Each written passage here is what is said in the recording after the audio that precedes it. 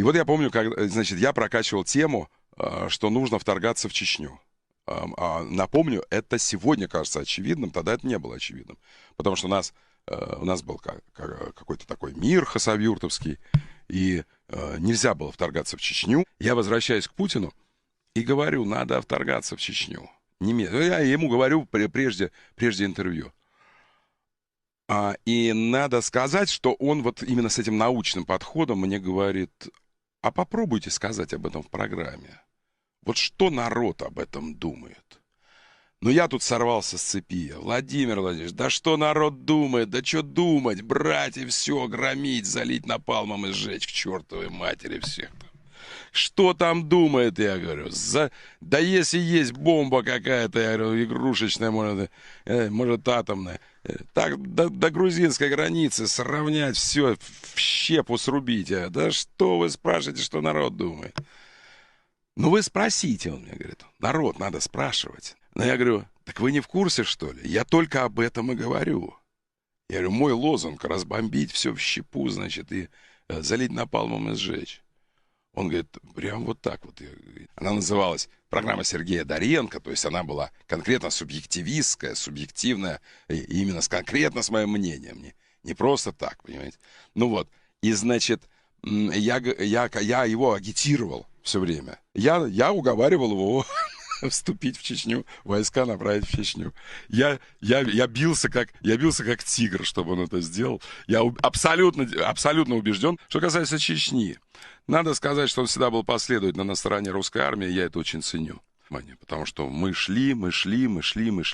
Все. От победы к победе.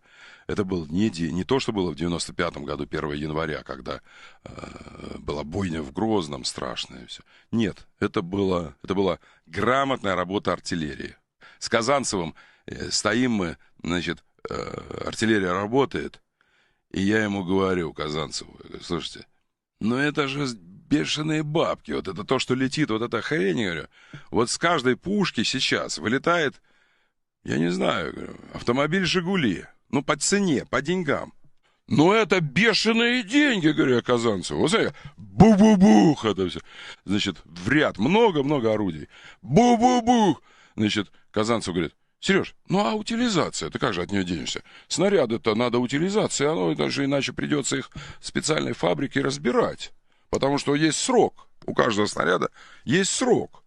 А вот, говорит, сейчас подошел срок утилизации. И вот посмотри, как они, милое дело. Бу-бу-бух.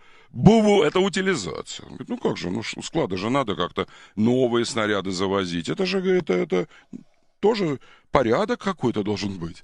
Я, конечно, улыбаюсь, вспоминая Казанцева. И, честно говоря, вспоминаю, почему-то он мне кажется таким современным Кутузовым. Он такой, то есть он отважный, смелый, военный, и в то же время такой вот уютный дядька. И там есть избранный в январе 97-го года Масхадов. Я очень хорошо помню эти даты, потому что я сам был на выборах в Чечне в январе 97-го года. И, конечно, интервьюировал всех кандидатов, и Басаева в том числе я интервьюировал, и Масхадова, потому что они боролись за место президента Чечни, тогдашней Ичкерии. Значит, вот. И формально есть договоренности, что нельзя их трогать. И понятно, что вторгаться надо. И я тогда уговариваю, говорю, Владимир Владимирович, ну хотя бы до реки давайте Наурский Шелковской район возьмем. Ну как-то все равно надо контролировать их. И входят, наши войска входят. Я, конечно, ликую. Я просто там от всего сердца благодарен за это Путину. Тогда и сейчас. И тогда и сейчас. Но вход в Чечню тогда, группировки Казанцева под руководством, значит, там Трошев, Шаманов входят, блистательные, был воспринят армией на ура, наконец-то. И пошли. И вот в войне в Чечне есть один важный переломный момент. С декабря протестовать против войны в Чечне начинает Березовский. Значит, и он начинает вдруг всюду в верхах, и мне в частности, и он мне начинает говорить, что давайте мириться с Масхадовым. Все.